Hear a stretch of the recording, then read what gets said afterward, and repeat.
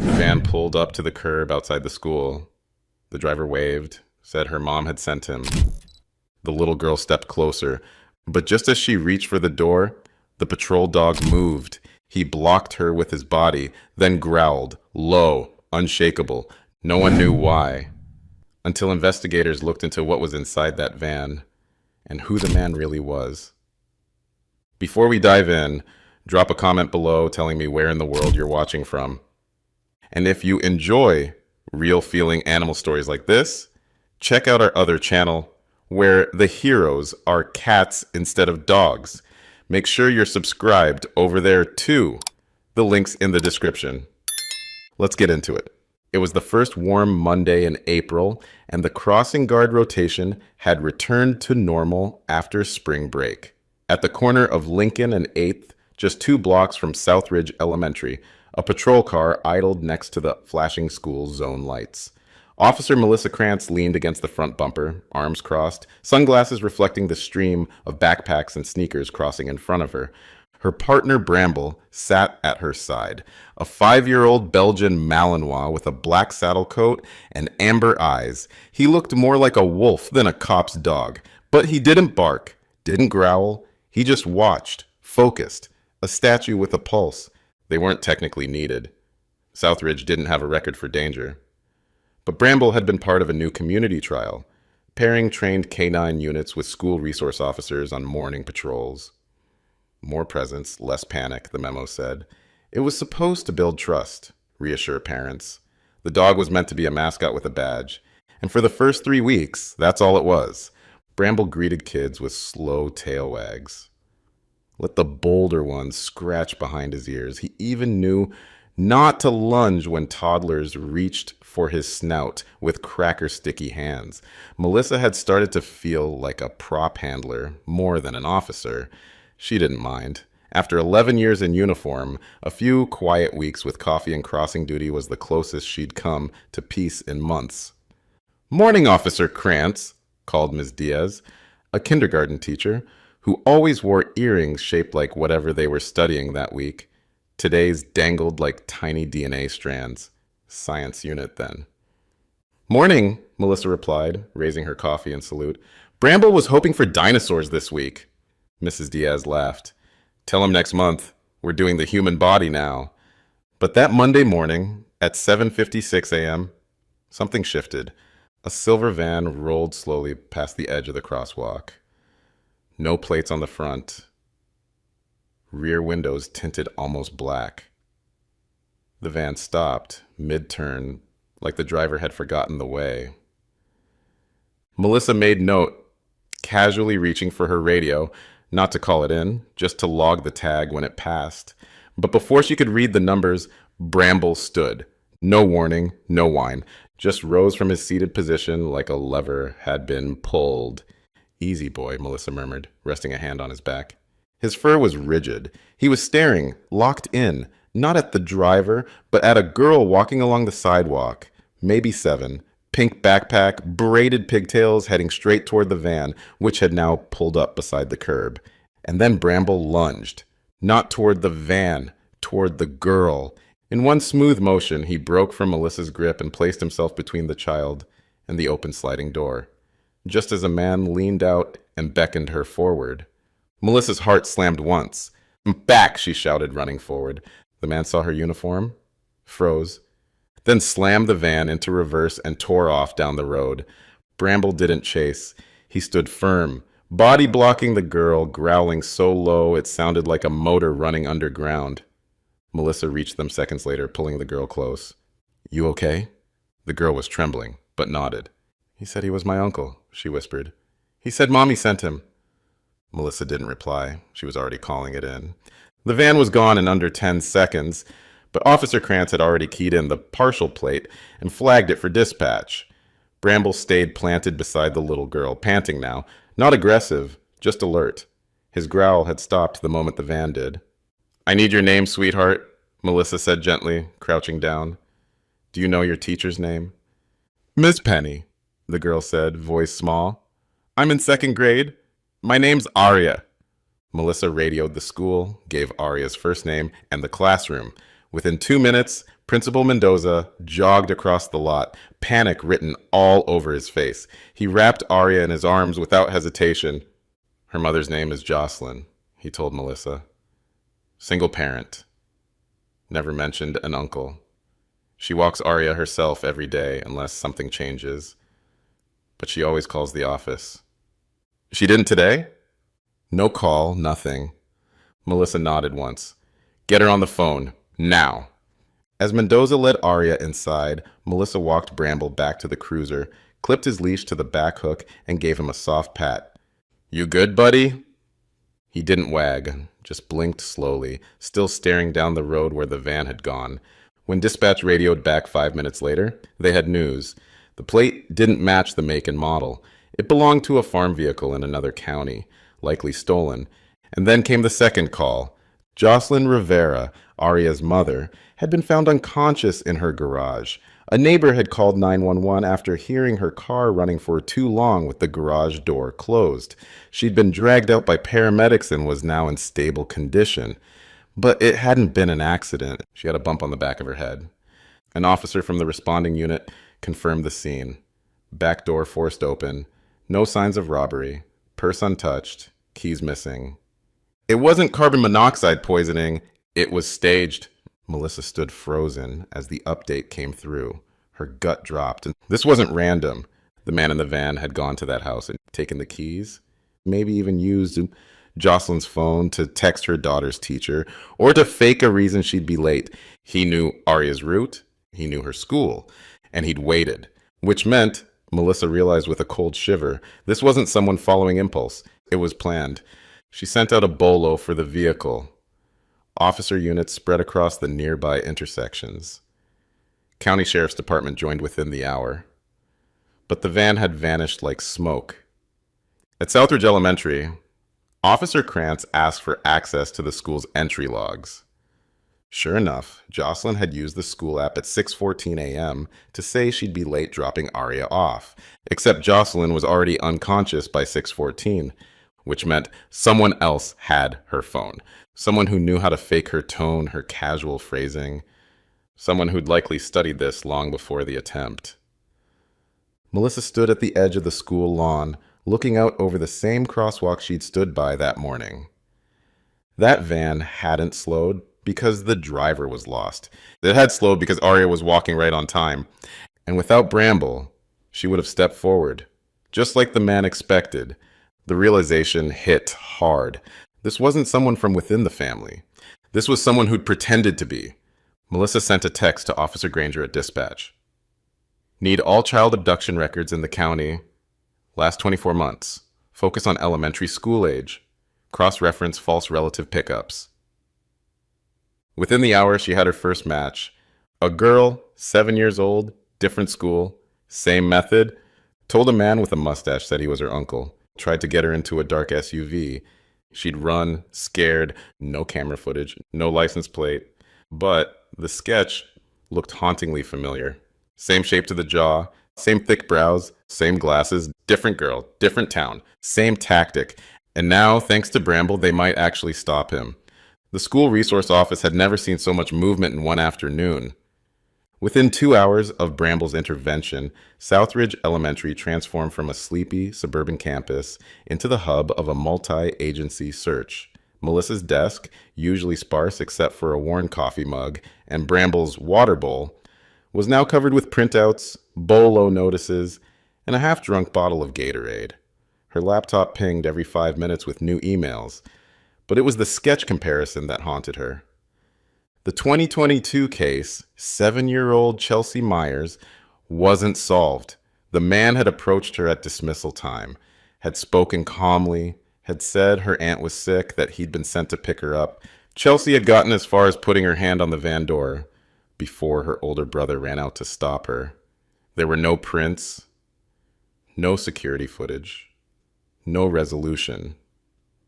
Melissa enlarged the sketch on screen, then pulled up the Southridge van footage from this morning.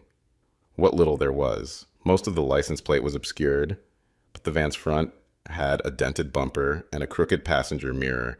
It was something. A knock at the door pulled her attention.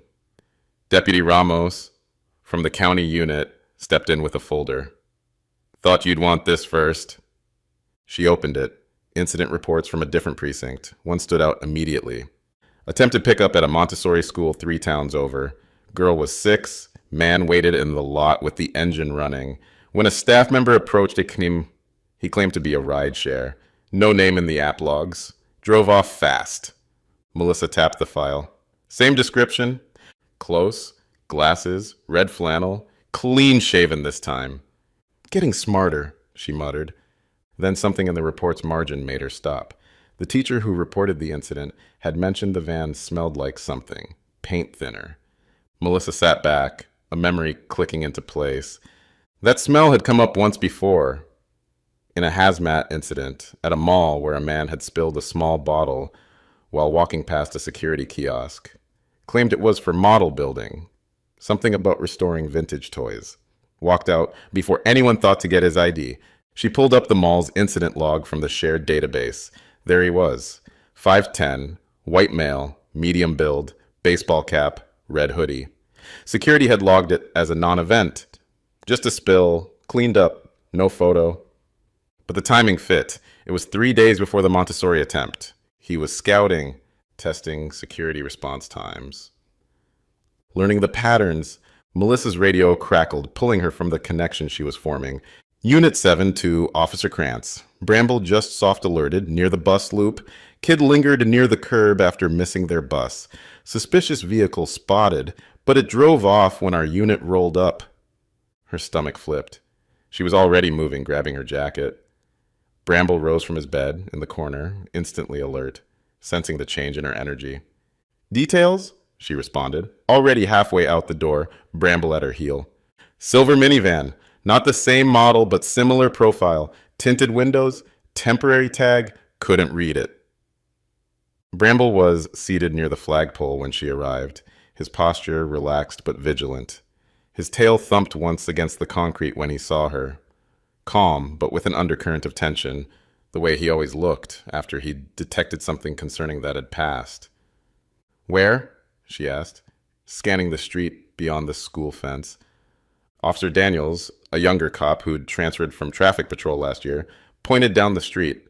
Silver Dodge Caravan, plates covered with what looked like mud, maybe deliberately, circled twice. Bramble went rigid when it passed the second time, then barked once when it slowed again near the kindergarten playground. No child had been approached. But a 6th grade teacher had noticed a man watching from inside the van. Phone out, not filming, just watching. Like he was studying the dismissal pattern, learning which kids left alone, which ones had parents waiting, where the blind spots were. Same description? Melissa asked, her voice tight. Hard to say. Baseball cap again. Sunglasses this time. White male, that's all we got. Melissa made her decision. She pulled every school pickup photo from the last month from the security footage, sorting through faces, cars, anything recurring. Parents waiting, staff members leaving. Background details most people wouldn't notice. At 3:17 p.m. on Tuesday the week prior, a parent had captured a shot of her son in front of the school sign for social media. In the background, a silver Dodge Caravan, passenger mirror slightly off angle, a man's shadow just visible through the glare of the windshield. Melissa zoomed in, hope flaring in her chest. The outline of the glasses matched. The shape of the jaw, the way he sat, slightly hunched, like a predator waiting. She grabbed her phone, called Ramos. We've got a pattern. This guy's been circling campuses for weeks. I'm sending you the images now. Ramos asked the obvious question. Why now? Why Arya specifically? Why today? Melissa glanced down at Bramble, now sniffing near the bushes with exaggerated care, as if trying to recapture that elusive scent he'd detected earlier. Because he thought today would work. Her voice was hard, certain. Everything lined up. Mother neutralized, school notification fake, child walking alone. He had it all planned. And it almost had. That night, Melissa sat in the passenger seat of her cruiser, scrolling through old case notes. The same van, or at least a similar one, had been reported outside a youth soccer complex 6 months ago. Another time behind a daycare parking lot, always leaving before contact, always circling, never quite matching a specific vehicle registration. Until today, Bramble had changed the pattern. By Thursday morning, the school was under the soft lockdown procedures. Not the kind with blaring alarms or drawn shades, but quiet ones. A few extra deputies posted near the bike racks. New protocol for anyone picking up a student without ID. Teachers trained to keep the front office looped in if a car parked across the street for too long. It was precautionary, but everyone could feel it, the shift in energy, the concern beneath forced smiles. At 7:45 a.m., Melissa got the call she'd been both hoping for and dreading. Possible match. Silver van. Parked near Franklin Elementary. Man waiting inside. No pickup registered. Local PD requesting K-9 support. She clipped her radio to her vest and whistled once. Bramble was already by the door, his tail low but steady, ready to work. They arrived at Franklin 9 minutes later, lights off to avoid spooking the suspect. The van was still there, idling beside a red fire zone strip. A middle-aged man in a denim jacket sat inside, tapping at his phone, occasionally glancing up at the children streaming toward the front entrance. He didn't look dangerous, but then again, none of them ever did. Melissa approached from the passenger side, while the Franklin SRO, Officer Layton, covered the rear. She kept her movement casual, like she was just checking on an illegally parked vehicle. Standard procedure. Nothing alarming. She tapped on the window. The man looked up. Confusion crossed his features, then smoothed away into polite interest. He rolled the window down halfway. "Morning, sir. Can I ask why you're parked in a school zone during restricted hours?" "I'm waiting for my niece," he said. Calm, voice smooth as honey. "She's running late again." A small laugh like this was a common occurrence. Melissa kept her tone light, friendly even. "What's her name? Maybe we can page her for you." Emma Carmichael," he smiled. "5th grade, Mrs. Wilson's class." She radioed it in, waited, maintaining casual eye contact, noticing how the man's gaze occasionally drifted toward Bramble, who sat perfectly still beside her. Layton leaned in, voice low. "We've got no student by that name enrolled here." Office checked twice. The man's fingers tightened on the steering wheel. Barely a flinch. But Bramble caught it. The dog took one step forward, ears stiff, eyes locked. Melissa saw it. That subtle shift in Bramble's posture, half sit, tail frozen, shoulder tension rising. A soft alert. Not drugs, not weapons, something else. Something that made the hair on her own neck rise in response. She stepped back. "Sir, I'm going to need you to step out of the vehicle." He hesitated. Just a fraction of a second too long. A micro-expression of calculation crossing his features. Then he smiled and turned the ignition off. "Of course. Is there a problem?" As he opened the door, Bramble growled. Low, unmistakable. Not a threat, but a warning. Layton moved in, hand on his sidearm. "Keep your hands visible, sir." The man complied. But his calm had cracked. Just for a moment. Enough to show there was something behind the smile. Something cold, something practiced. Melissa cuffed him gently, not because he resisted, but because her gut told her if they let him go now, they'd regret it. Bramble remained focused on him, moving only to maintain position as the man was escorted to Layton's patrol car. "You've made a mistake," the man said, still eerily pleasant. "This is all a misunderstanding." "Then it'll be cleared up quickly," Melissa replied, her voice professionally neutral while her mind cataloged every detail of his appearance. The jacket, the watch, the shoes that looked new but were scuffed at the heel like they'd been deliberately aged. "We just need to verify a few things." At the station, the man identified himself as Russell Green. No warrants, no priors, ID from Tennessee, temporary tags on the van, legally issued. He insisted he'd simply gotten the school names mixed up, said he was supposed to be picking up his niece from a different district, just a miscommunication, offered to show text messages that didn't exist, apologized profusely for the confusion, asked if he could call his sister to clear things up. But there was something off, too cooperative, too confident, the way his eyes never quite showed fear, even when they should have, the way he kept his hands perfectly still on the table. like someone who'd practiced controlling nervous tells. Melissa leaned over the interview table. Who is Emma Carmichael? She's my brother's daughter. They moved here 2 weeks ago, from Kentucky originally.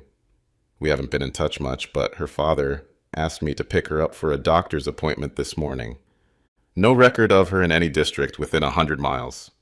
He shrugged, the gesture too smooth. Maybe they used a different name. My brother remarried last year. Maybe she's using her stepfather's last name now. Bramble sat beside Melissa, silent now but vigilant. His eyes never left the man's face, not even when a detective entered with coffee. That kind of focus wasn't standard. It was the look Bramble got when he identified something specific, something that needed constant monitoring. They searched the van. What they found changed everything. In the back compartment, under a folded blanket, was a duffel bag. Inside, a collection of items that made every deputy in the room fall silent. Disposable gloves, a burner phone, turned off but still warm, a set of zip ties, candy wrappers of different brands, untouched, a small stuffed dog, well-worn, like something that had belonged to a child for years, and a printed map of 3 elementary schools, circled in red ink, Southridge, Franklin, and a third one, not yet visited. None of it was enough for formal charges, not yet, but it painted a picture, one that turned stomachs, one that hinted at plans beyond a single abduction. Melissa held the stuffed toy for a long time, unsure if it was meant as bait or memory. Whether it belonged to a previous victim or was designed to lure the next one. Either possibility made her fingers tighten around the worn fabric. Russell's story fell apart in the next 24 hours. The Tennessee ID was real, but stolen from a man who'd reported his wallet missing 6 months earlier. The van was rented under a false name with fraudulent credit card information. The phone had text history tied to an online forum that had been flagged by cybercrime units for discussions around child trafficking patterns, vague, obscured, but not meaningless. When confronted with these inconsistencies, Russell smiled again. Your dog's the only one who got it right, he said, voice soft with something like admiration. From the first moment, smart animal. Melissa said nothing, but her hand found Bramble's head, fingers sinking into his fur, drawing strength from his solid presence. Later, she walked Bramble behind the precinct through the alley where delivery trucks backed in during late shifts. The afternoon sun cast long shadows between buildings, and for the first time in days they were truly alone. You knew, she murmured, from the start, before any of us saw it. Bramble paused at a fence post, nose twitching, then sat quietly beside her, leaning slightly against her leg. Like he always had, like he knew something she didn't. The news didn't make the front page. There was no photo of the van, no mugshot, just a quiet bulletin from the sheriff's department. Suspicious individual detained in school zone, investigation ongoing. They kept it vague on purpose. No need to panic parents more than necessary, no need to give imitators ideas. But in homes across the county, parents began checking the locks twice. School counselors were briefed, bus drivers given photos of Russell Green. His case file was marked Monitor for Escalation. And Bramble? He didn't seem interested in any of that. He went back to his routine, morning patrols, afternoon walkthroughs, quiet evenings at Melissa's side as she finished paperwork. 2 days later, Officer Melissa Krantz returned to Southridge Elementary for follow-up. She had barely stepped out of the cruiser when a hand tugged on her jacket. It was the girl. Little Aria, the one Bramble had blocked. She looked different now. Not scared, but thoughtful. More serious than a 7-year-old should be. Her hair was in a single ponytail instead of the pigtails. She wore purple sneakers that lit up when she walked. A cartoon character lunchbox dangled from one hand. You're the dog lady, she said, her voice small but steady. Melissa smiled, crouching down to eye level. That's me. How are you doing, Aria? Aria looked past her, toward the vehicle. Is the dog here? Melissa motioned to the back of the cruiser. Bramble was sitting in the back seat, nose pressed to the glass, watching them intently. He didn't bark or whine, but his whole body seemed focused on the child. The girl stepped closer. Can I pet him? Melissa hesitated, then nodded. He remembers you. He's very gentle. She opened the door and Bramble stepped out calmly, stopping just in front of Arya. He didn't jump or lick, just stood quietly, waiting. Arya reached out slowly, her small hand trembling slightly. Bramble leaned forward and pressed his forehead against her palm, not excited, just present, like he'd been waiting. Then Harper whispered something that made Melissa freeze. He was going to show me his puppies. Melissa crouched, keeping her expression neutral despite the ice that suddenly formed in her stomach. Who was, sweetheart? The man in the van. Her voice was steady, too steady for a child. He said he had 3. Said they were sleepy. I was going to see them before I got on the bus. He said I had to come quick. Melissa kept her expression calm, though her heart raced. When did he tell you that? Tuesday, before you came, but the dog didn't let me go. Melissa felt her pulse spike, pieces clicking into place. This hadn't been a random approach. There had been previous contact. Did you tell your parents? Arya looked down at her light-up sneakers. I didn't want to get in trouble. He said it was a surprise. Melissa reached for her radio, keeping her movements slow to avoid alarming the child. Unit 4 to dispatch. I need child services on site at Southridge. We've got a verbal disclosure. The counselor arrived within 15 minutes. In a room with colorful posters and a small table, Arya repeated everything, calmly, as if it had happened to someone else. A man who called himself Uncle Russ, said he knew her from before, said her mom had told him she liked puppies, asked her not to tell anyone because it was a surprise, said they'd get ice cream after. The counselor gently pressed further, her voice warm but neutral. That's when Arya said something else. He had my name. Everyone in the room fell silent. He said it right. Not Arya, like the song, but Arya, like my daddy says it. How did he know? The counselor asked. I don't know. I thought Mommy told him.